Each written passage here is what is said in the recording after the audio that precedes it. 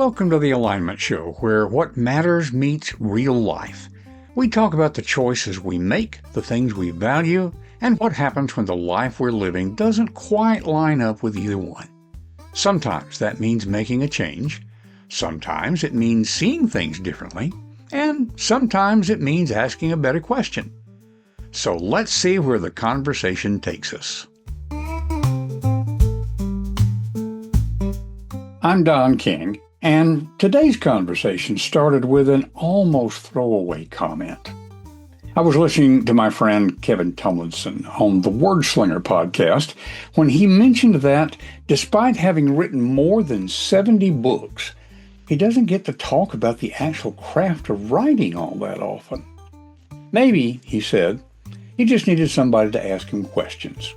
Well, asking questions is something I can do. So I sent Kevin an email, made a truly terrible pun about Kevin on Kraft that involved cheese, and we decided to get together and see what might happen. We didn't come in with a script. Neither of us was really the host. We just started talking about where stories come from, how characters and plots develop together, what happens when you get stuck, and why sometimes the best thing you can do is blow up the spaceship. And somewhere along the way, the conversation became about more than writing. So here's my conversation with my friend, Kevin Tumlinson. Now, whether it will record to both of our clouds, I don't know for sure, but, there's always recording. You can always, share the link with me or something, and I can, or just download it. Whatever we need to do is going to be fun. Yeah. So that we already have to edit now. We already have to edit this out. I'm not sure. I mean, with it recording to the cloud, I think at least one of the recordings will be both of us on screen. Yeah. And the audio will be there. And you can just grab it, And so if one of us winds up with a simpler version, then we'll share it to the other one. No. I mean, we've started recording, but we're still talking about. It's very meta conversation because we're still talking about the. Yeah, well, that's a sniff. Maybe we should keep it in. People can hear, see how the sausage is made. That's not a bad idea. Hi, folks. Hello.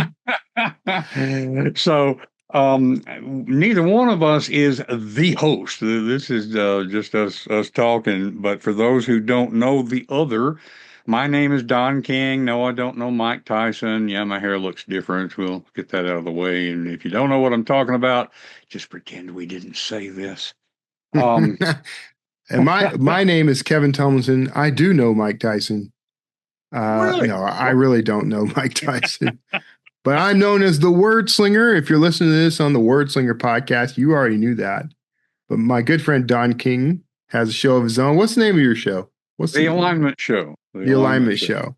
Yeah, I should know that because I've been a guest on that show like 3 times. You are one of the stars in Alignment, as we call them. And I'm in the process of rejiggering my podcast. So, this is going to fit regardless of the direction we go. But yeah.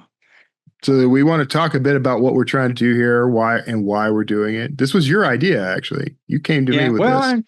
I will take credit for pushing the ball, but you created the ball in a sense. I was listening to your Wordslinger podcast, which you do. I'm not sure how many episodes a week. I hear you several times a week, but I don't hear you necessarily every episode. But I happened to catch you on an episode where you commented that you don't get to talk about the craft of writing all that much. Yeah. And you just commented that maybe it's because there wasn't somebody to ask you questions. Yeah. And I said, well, I can do that, and so dropped in an email. And I came up with this, me and puns, this cheesy thing about Kevin on Kraft, but not the cheesy kind, It could be pretty cheesy. Yeah. This could be very cheesy Kraft. So the idea was we'll get on here and we'll mention our friends that are kind of an inspiration for this. Those of you who are in the writing community, you probably listened to Rachel Herron's podcast, Ink in Your Veins. You may Yeah. listen to Sasha Black, and I at the moment I'm drawing a blank on what she calls her native podcast. But Yeah. once a month, they will get on and have a conversation. They call it the Black Heron, and then each Mm. of them will take that recording, that episode, and use it on their individual podcasts, however they want to. And so you may be hearing this on Kevin's Word Slinger podcast. Kevin, for all I know, you may put it on the back of a cereal box or something. Uh, Yeah, no.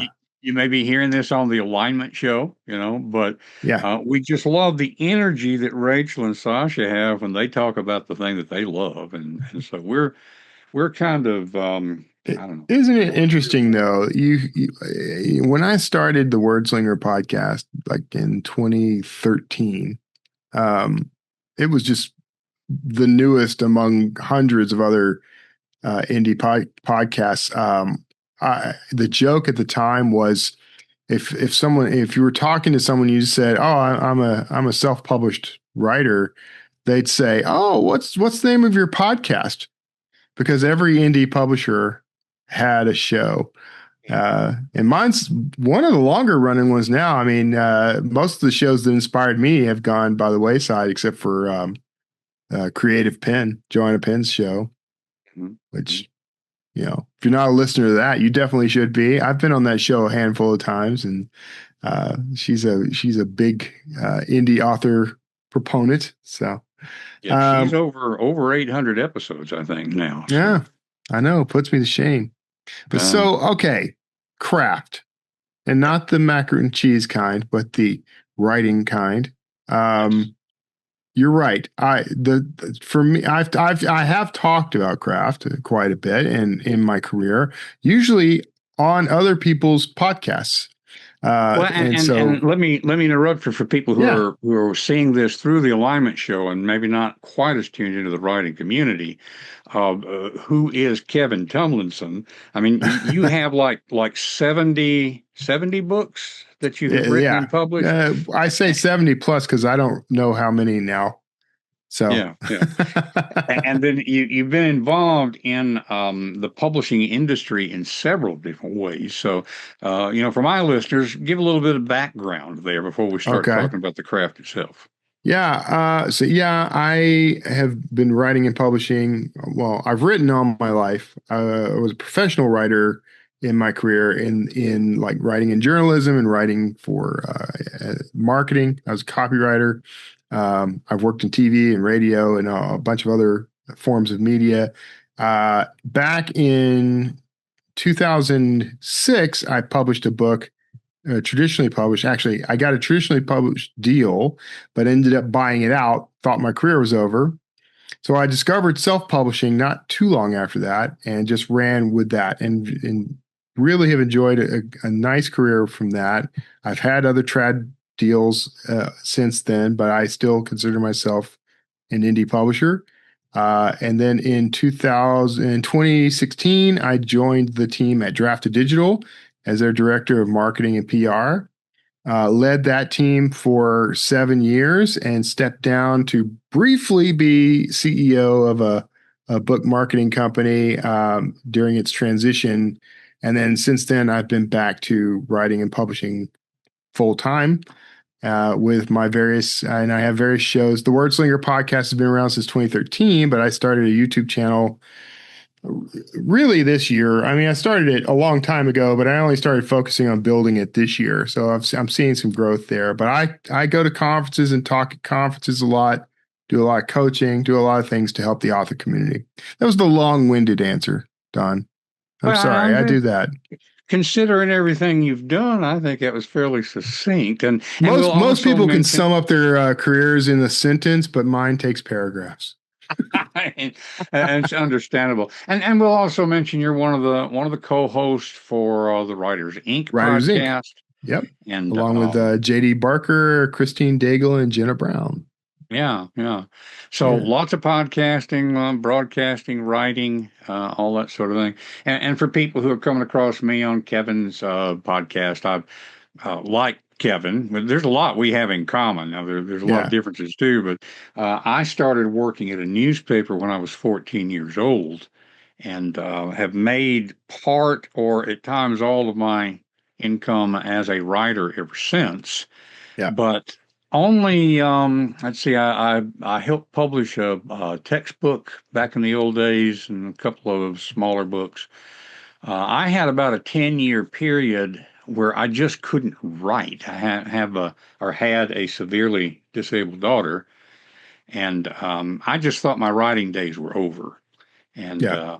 went for a decade like that. And then I'm really bad with time. I'm thinking it was right around 2020, 2021.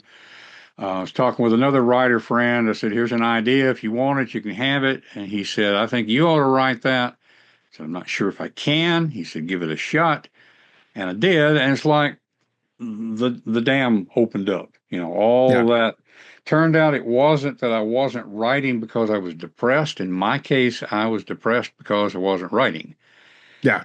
So I've published 4 books since then, and I've got 3 that I'm in process on right now. And so writing is identity for me, and I know from what I've heard you say, Kevin, that's pretty much true for you. That you Yeah. write regardless. Yeah. And have. And I Yeah, spent a lot of time writing regardless. No money, no recognition. So yeah, for all yeah, those writers in both our audience or any creative career, any career, honestly, if you are doing it, if you're in something that you're passionate about and you're not yet seeing what you think is success, I can tell you that keeping on and keeping going, it's going to be the toughest battle, but also the battle best fought because bringing your passion and energy to something, it'll pay off eventually. It may take time and it may not look like what you thought it was going to look like. My yeah. career doesn't look anything like what I thought it was going to look like. But when I step back and stop gnashing my teeth and shaking my fists over it, I have the realization that I have exactly the career I prayed for and exactly the life I prayed for. It's paint. It's got a different paint job. I like that different paint job. Yeah. So, So or it may go the other way. Sometimes it's the color that I was yeah, it's the right anticipating, but color, different shape. yeah, I thought Yeah. it was going to be a sports car and it's a minivan, but okay. Yeah. But hey, it gets me from A to B. Yeah. So Well, with that background, you were starting to talk about the craft aspects, and yeah. while we can break that down in things like plot and character, scene setting, dialogue, all of those skills, probably ought to also say if you're not a writer, there's still going to be principles here that you can use. Um, I Yeah. want to go sideways to the sideways here just a second, Kevin. I heard somebody earlier. It was actually on the Writers Inc. podcast. I was just Hmm. listening to that before we started recording. Don't remember the guest's name right now, but he made the comment that he was not creative, and I Mm. just don't believe that. I think all humans are creative. It's just that some of us, if you're a plumber, you may not think you're creative, but my goodness, how many problems do you have to solve that don't fit the textbook? That's right. Yeah. So People downplay that all the time. I think we don't give ourselves enough credit. My wife thinks she's not creative. I'm like, you got to be kidding me. You may be more creative than I am. The yeah, way yeah, she's a born problem solver. She's a born project manager. So you throw something at her and she has to run through a million scenarios and pick the one that's most likely to get the end result she wants. How is that not the same thing I'm doing? exactly, exactly. And there's different ways into it. And so one of the things I know about you is that you frequently, when you write a book, you start with the title. There's a lot of Yeah. conversation about, okay, is it more about character or is it more about plot? You go even further back from that. And so when Yeah. you start with a title, what then comes next? Do you start thinking plot? Do you start thinking character? How does that work in Oh, your creative brain? you're starting with the quite. I don't have a prepared answer for that question. That's the Uh, beauty of our podcast. I know. Yeah. It's fun. Okay. So yes, every book I've ever written, with very few exceptions, started with the title. I usually think of the title as I'm doing other things, showering, taking a walk, whatever. snatch a conversation passing by. And the first thing I do is I kind of start daydreaming a little about what does that title mean? What does it say to me? But not just what does it mean literally? What is it ironically saying to me? So if I look at it that way, I think what I'm doing is building, um, probably building from setting first. So like I guess maybe I'm building from plot first is kind of the overall, but within that category, it's okay. Here's what this means to me. It's a suggestion of a vague plot, I guess. So like if the title is, I'm going to make something up, Don. You ready? A Okay. field of dragons. Okay. Why is it a field of dragons? What makes it a field?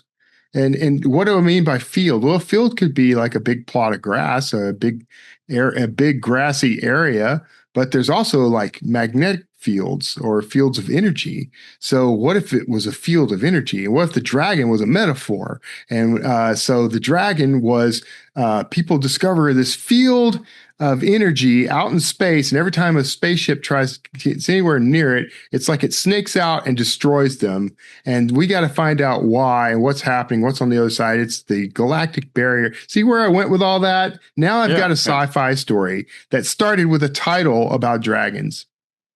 So you're So not thinking genre first. It's like here's an yeah, interesting title. What's the interesting idea behind it? what's the twist? What's the irony that I can play Mhm. from? So I do Okay. think it is plot though. I mean, Okay. if you Okay. dial that out, if we pull back far enough, you tell me, does that suggest plot to you, or is that some other Well, aspect?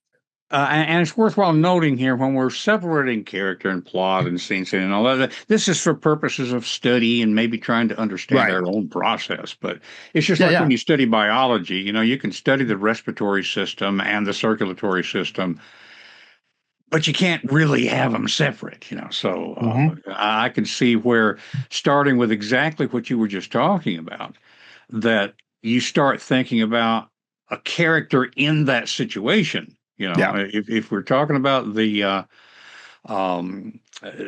thing snakes out and destroys a ship, there's going to be a sector commander Yeah. who is tasked with solving this problem, and so you're almost immediately into character right along with plot. Yeah. Well, and once and that's what you're doing. The same thing I'm doing. Where you start wide. You start with an entire universe, Mhm. and now we have this field of dragons. What does that mean? Why is there a spaceship on the cover? That's I got to think in terms of what the reader's going to be thinking. And then as you narrow it down more and more, okay, now we need a character, and that character needs a reason for being there, the motivation of the character. Why does the character and therefore the reader need to know what's on the other side of this field and why the field's able to do what it's doing? What is and that's what if you're breaking it down in literary devices, you'll hear people refer to a MacGuffin, and it's Yeah. the object of desire. It's the thing that the good guys want for good reasons and the bad guys want for bad reasons. Sometimes those two get a little mixed up, but it's the thing everybody in the story is after for quote very important reasons. The Mm. MacGuffin. So the MacGuffin in this story so far is whatever is on the other side of that field. Perhaps we discover that we've actually all this time, we humanity have been locked inside an invisible field so that if we ever escaped the earth, we couldn't get out into the greater universe. And we desperately want to see what's on the other side of that field. That could be the sole motivation for it. How dare someone lock us in this prison? We didn't know we were in a prison until yesterday, but now that we know, we won't rest until we have breached these walls. And so now you've got, you're starting to kind of punch out some drama, and you're giving the reader something to root for or root against. Maybe we leak that, this barrier is there for our protection, but we only think it's a prison, you know. So you Okay. start So layering idea upon idea and you try it out. yeah, So yeah. in that sense, I believe I am working from plot. I'm just building the plot from pieces, going from wide to narrow. Okay. Okay. Now this makes me think of two questions. And of course, any good interviewer knows you don't ask two questions at once. So let's see how I'm let's see a terrible interviewer then. how do we do this here? Um, okay.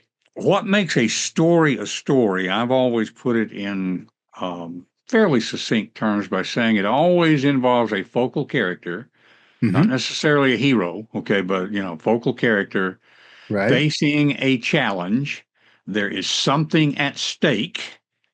In the Yep. process of facing that challenge, he or she changes and grows. Right. Okay. That So is that kind of precisely how I define a story. okay, good, good. So this is character and plot all tied up together, really. Okay. At Um, this planning stage, yes. yeah, yeah. Yeah. So the secondary question then, I know you and I both tend more towards what on this side of the pond we would probably call pantsers. Yeah. Our friend Joanna Penn understandably kind of resists that a little bit because on that side of the pond, pants refers to underwear. Yeah. That's Uh, why I use that with her every time. yeah, yeah, So, little side trip here, by the way, folks. If you haven't heard Kevin's introduction, if you happen to be listening to the alignment show instead of the word slinger right now, his opening always involves an announcer who says, "And now for the guy who invented pants optional." You And I know, always think about that pants optional and I what have would that sadly mean in English? retired word slinger announcer guy in favor of the new format. But yeah, if you go back and listen, on my YouTube channel is the word slinger classics. So you can go back and hear the intro that I stuck with from 2013 until 2026. I mean, I just changed it this year. So yeah, the guy Uh, invented pants off. She hated that. yeah, I'm Joe sure. I'm Joe sure. hates that. I love Joanna Penn, by the way, and we're good friends. We go way back. Yeah, So if yeah. you hear me teasing about her or whatever, there's nothing at all malicious in my heart towards Joe Oh, Penn. She's I said, amazing. well, we all appreciate Joe so much. I've been Yeah. fortunate to be on her podcast once or twice, and she's been on mine once or twice. And it's a small community in a way, and Joe was Yeah. just right up there at the pinnacle of it. So, coming back to where I originally started, you and I do Yes. tend more towards the pantser side of it. If you don't feel comfortable calling it pantsing, you can call it discovery writing. Discovery writer, yeah. So, um, which still with my twisted sense of humor about, well, what are pants free? What are we discovering here? Anyway, um, scrub that. So, when we think, okay, whether we start with the title or the character, I know Stephen King has said in his book on writing, he tends to start with interesting characters Yeah. and he puts them into an interesting situation and then he follows them around to see what they're going to do. Yeah. Do you just start writing or do you do, because, most of us actually fall on a spectrum there. I'm more of a Hmm. plantser, Yeah. um, do you just start writing and see who needs to be in there? And then you realize, okay, I'm in chapter 4 and suddenly this character showed up. I need to go back to chapter 1 and just plant some Yeah. stuff. What about that aspect? So yeah, um, I start writing just right out of the gate. Um, and typically I don't have any clue what's going to happen. All I know is, wouldn't it be cool if there was a energy field that struck down spaceships? That's about as far as I've got it in any form of planning, and that was probably done just before I sat down and started writing. And I'm lucky if I've even gone that far. Sometimes I just start writing, um, and I don't have that much planned. But the characters are always kind of blank when I start. They're always sort of a hanger rather than a fully fleshed out character when I start. And what I do is I start throwing things at them so that they'll react to it. Because in my brain, characters tend to have kind of a life of their own, and they'll show me who they are. And when they start showing me who they are, eventually I may go back and rewrite the opening to better reflect that. tighten it up a little. But I almost never do that, to be honest, because a lot of times it's good for the reader to start with this character that's not so well defined that they can predict what they're going to say or do. It's good for them to discover the character right alongside me. And the characters definitely drive all the action in my novels. My Dan Kotler books, Dan Kotler is the novel. He is the story. He's an archaeologist. He's a multi-hyphenate, a PhD, and he's smarter than I am, so that's always fun. But it's all about throwing a scenario at Dan Kotler to see how he's going to cleverly work his way out of it. And the more impossible the situation, the more fun the story is.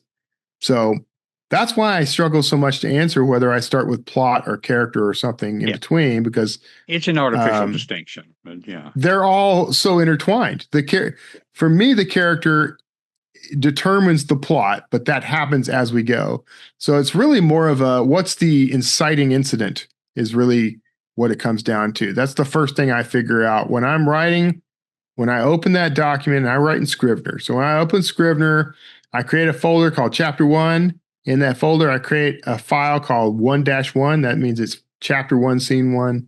And then I start typing, Bilbo Baggins was a hobbit, and it just and sometimes people ask me all the time, like, what happens if I don't know where to start, what to write?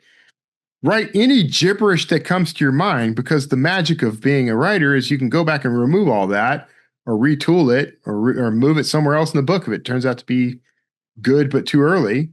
But any nonsense that comes to your mind, just start jotting it down. And if you can just steer it, kind of like, when you have a water hose and you use your thumb to start like spraying it in a certain direction, to get a little more pressure out of it. That's what it's like for me. When I sit down and start writing, the character dictates everything. And all I'm doing is nudging him in the direction of this energy field that I want him to discover. And, once he discovers it, the game is on. It's all from there. I find out that he's a captain who's in disgrace. The Starfleet has told him that, this is your last mission unless you can bring results. And, I can come up with a million things on the fly that make that character worth paying attention to. And then the beauty is I can come back later and refine that character if I need him to be a different way, say a different thing, whatever. So that's the beauty of editing, which we'll talk about some other time. You're not locked in, and I think a lot of people may feel like, okay, I've got to turn out a really good draft first thing, and that's what holds you back. That's a huge mistake. Yeah. I tell writers, especially new writers, if you try to be perfect, if you try to get a perfect draft first time, right out of the gate, you're going to exponentially increase the odds that you won't finish the book. If you try to edit and perfect it while you're writing, you likely will not finish the book, or it's going to be much more challenging to finish. But let me turn that around a little bit. You mentioned about Dan Kotler, and that he's smarter than you. Yeah. And yet you're writing him. So you're following him around to see what he would do. Have you gotten on any given book, have you gotten Dan into a situation and you're sitting there thinking, I don't know what the heck to do here. I don't know what Dan would do. Dan's stuck. It makes me think one of my early stories, way back when I was still in junior high school, writing science fiction inspired by Robert A. Heinlein, and I got the characters into a situation that I could not figure out what to do with this. And so I wrote, and then the ship blew up, the end. Do you ever get that kind of stuck and you just stop the book, or do you go back earlier in the book in order to nudge it past that? I'll be honest with you, Don. Say what? That the only time that ever happens to me is every single time I write a book.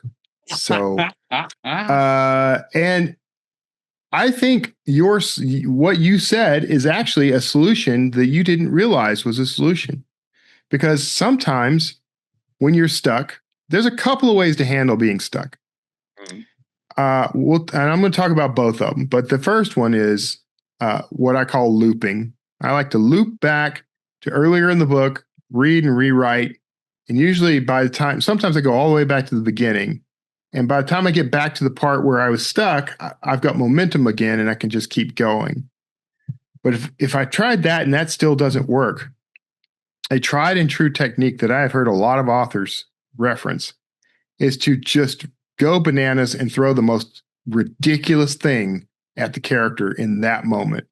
And it could be, here they are, we've run into this problem. How do we deal with this obstacle? And suddenly the ship explodes. So what would you do? Are they dead? How did they survive that? If we've still got, if we're on page 60, we know we still got about 300 pages to go. So how do we, fix that? Well, maybe this is a time travel story. That makes me groan a little, but there could be an element there. If you recall, there was an episode of Star Trek, and I can't currently think of the name of it. Usually I know Star Trek Next Generation, in which they got caught in a time loop. And Data kept seeing the number 3 everywhere. Okay. So, all right, maybe it's a situation like that. It's okay to borrow other ideas. Maybe it's just the field is messing with everyone's minds, and this is its way of warning them not to get any closer or they'll be destroyed. And so they just suddenly snap to as if this was all a dream. There are ways to handle it, and then suddenly now I've got avenues to try. Okay, when we get within this much distance to that field, when we get this close to the field, we have a vision of exploding. So we need to stay at here's the line. And, the computer draws a sphere around the whole thing, or draws a line. And now we know this is our dead point. We can't go beyond here. And now let's figure out the rest of the story. And so you've opened up new mysteries to solve, and new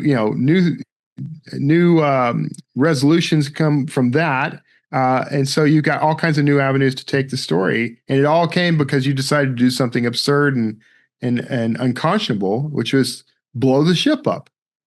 And with the looping thing, I mean, that you can realize, okay, if that's going to happen here, I need to have something. This is in chapter 6. I need to have something in chapter 3. Yeah. That, okay, here's the comparison that comes quickly to mind.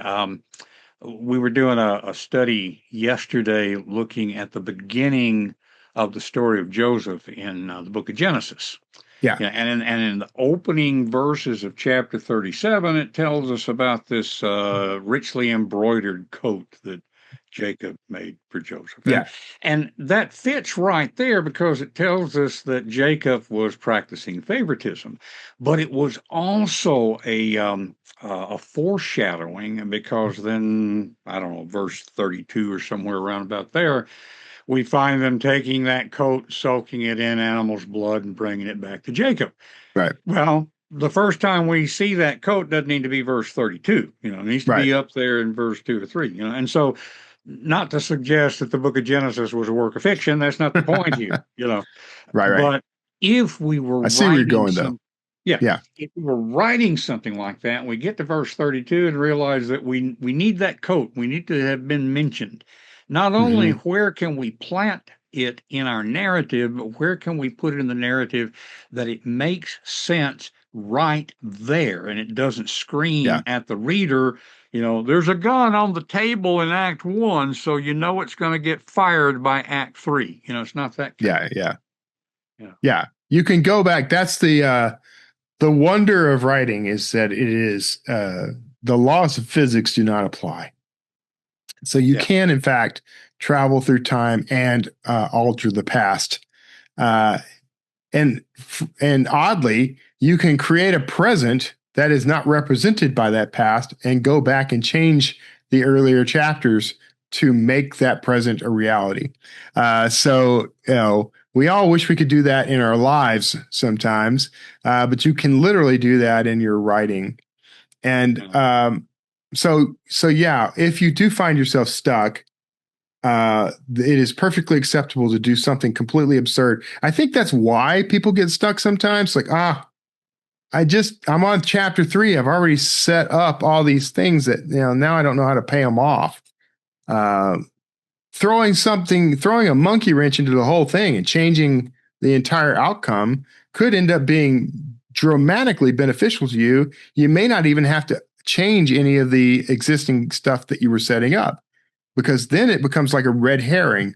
You are leading the reader down one path, and then you do a sudden divergence, which is, readers love plot twists like that.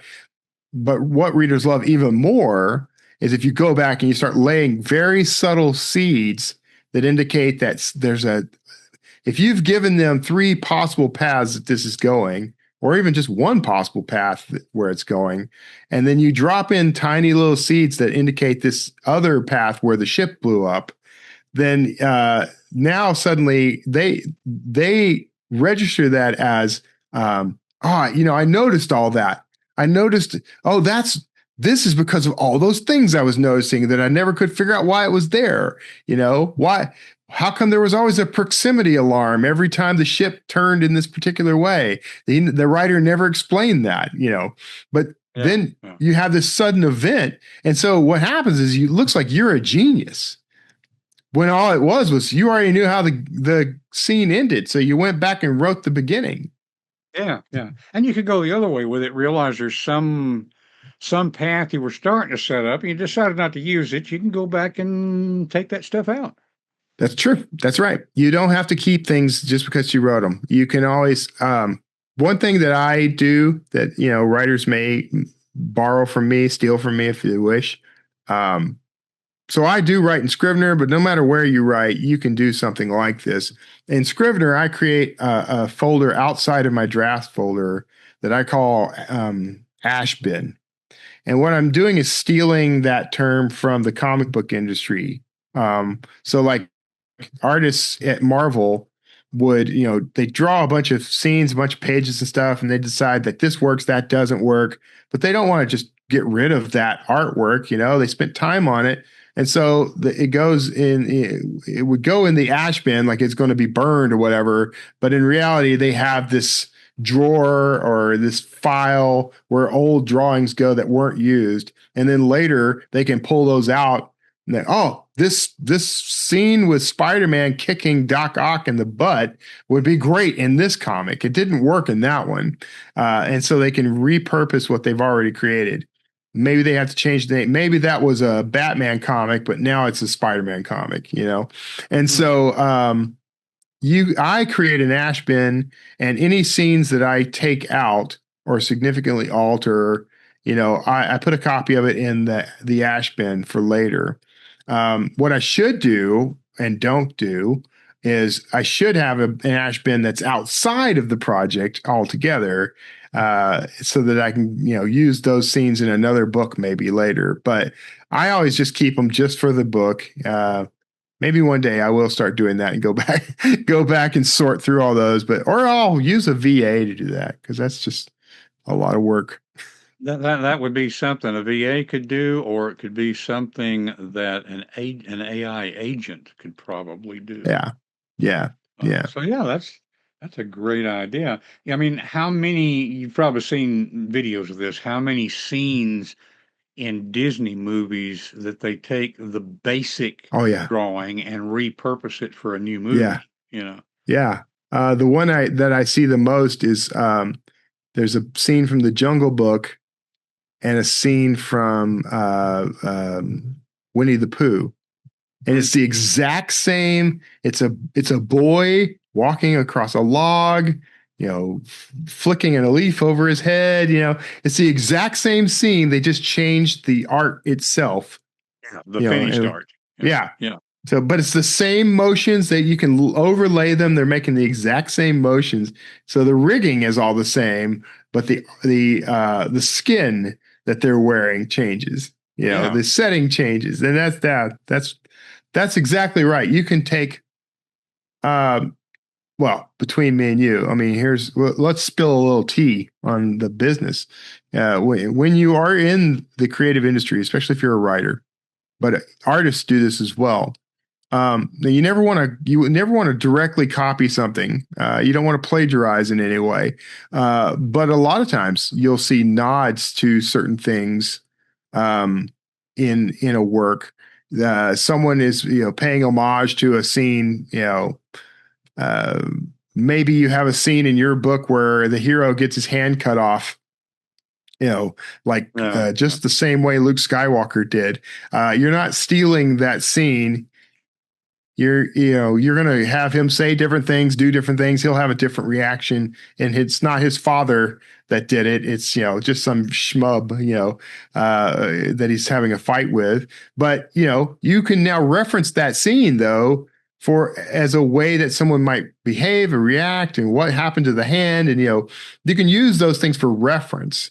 You never want to copy directly, but you can pay homage, and you can kind of hint at things, Yeah. Without getting into too much. Don't do it to an entire book. If you want to have a scene, similar to that, sometimes I'll do that, and I'm very self-referential about it.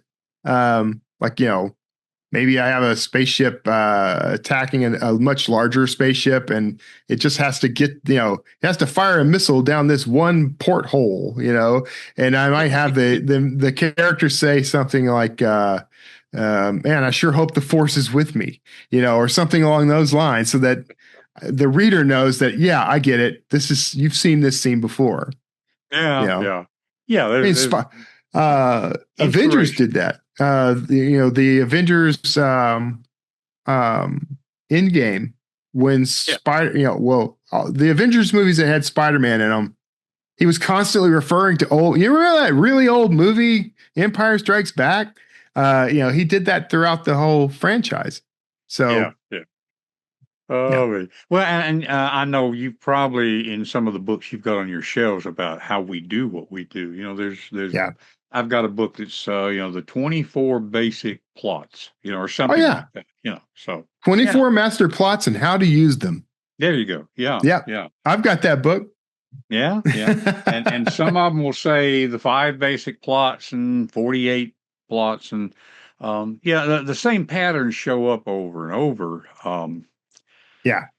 But we have our own unique twists on them, or well, what if we change this little bit, or So, well, look, go ahead. I just wanted to throw in that it's like music. All the notes the same. You're not inventing new notes. It's all in how you arrange them, and that's what makes the music. And the same is true for writing anyway. I joke all the time. I'll tell people, they're like, how did you write so many books? I said, well, I cheat. I use the same words. I just change the order. And that's a joke, but it's also the truth. You're not inventing anything new. When it comes to craft, when it comes to storytelling, you're doing the same thing that people have been doing all the way back to the beginning of humans. You're just changing the order, giving it a new paint job, like we said earlier, making it look slightly different. The phrase I use all the time now is the same but different. That's what we're doing. Yeah. It's like, maybe it's in science fiction, but it's, boy meets girl, boy falls in love with girl, boy loses girl, boy builds a new girl. That's science fiction plot there. Well, I'm looking at the clock and I'm realizing there's a whole lot we can talk about this, and we're not quite sure where Kevin on Kraft is going to go. But I'm wondering if we need to, wrap things up today and see Let's do it. Go another time. Yeah, I think what we do is we'll come back. We'll do another topic, because Don, genius that he is, created a whole little bullet list of topics. I think there's about 4 on the topic of craft, and we're going to see how this goes. For my listeners, for the Wordslinger podcast listeners, let me know if you're watching on YouTube. Drop a comment in YouTube. I'll respond to it. If you're listening on the audio show, pop over to kevintumlinson.com/contact, and you can send me an email that I will someday get back to. And let me know what you think of content like this, if you want to hear more of it. And if you have questions for me or for Don or both of us, do that. And Don, now you say things to your audience. Indeed. Because I'm all the time. I mostly listen to the Word Slinger on audio, but I then go to the YouTube channel because I know you see the comments on YouTube before you see them anywhere else. So I'll check for those comments on your channel as well if there's anything addressed to me. But you can always go to thealignmentshow.com. And I house my stuff on Substack. So there will be comments there that you can make. Leave a comment there. That's probably going to be the best way. But let us know how this is landing for you, what you would like to know, how you'd like to pick Kevin's brain. If you want to ask a snarky question, you can just ask him. But maybe we'll work it in here. I mean, who knows? Yeah. Be warned. I bite back. Yeah. You can't just trolls are welcome, but I bite back. So, excuse me. We don't edit stuff, but we're like that, and so whatever shows up, and that's how you know you can trust what you're getting from us, Don. Yeah. So we don't. There's nothing edited out. We didn't have multiple takes. You're getting pure Don and pure Kevin. There. Well, I don't know if pure is the word to use there, but yeah. Okay. And I'm personally, I'm interested if you, dear listener, as Mark Leslie Lefebvre would say, if you enjoy the interaction, just the conversation, because Kevin and I both tend to do podcasts where it's just us talking with the camera, and I think that works. That works well. Yeah. But these kind of interactions just add a little something to it. So let us know about that. Yeah. Well, if all that said, I think it's time to wrap up. Make sure that you like, share, and subscribe for both of our shows. And we'll put show links and all the things that are important in the notes below. Leave us a comment. We'll link to each other because we'll link to each other. A whole new way of spending time. You hear that, AI servant? I need a link to Don's show in the show notes. But all I got left to say then, I say it at every show. God bless you and take care of yourselves. And Don, I'll let you have last word. All I can say is amen. Kevin and I share maybe a different approach to faith, but I'm in addition to what I do here, I'm a pastor, so I can do nothing except say amen, Kevin. Amen. All right. See you next time. All righty. That's it for this episode of The Alignment Show. Maybe something in this conversation gave you an answer. Maybe it gave you a better question. Either way, take it with you and see what happens. If you know someone who might enjoy the conversation, pass it along. And wherever you listen or watch, you can follow The Alignment Show so you don't miss what comes next. Until next time, pay attention to what matters.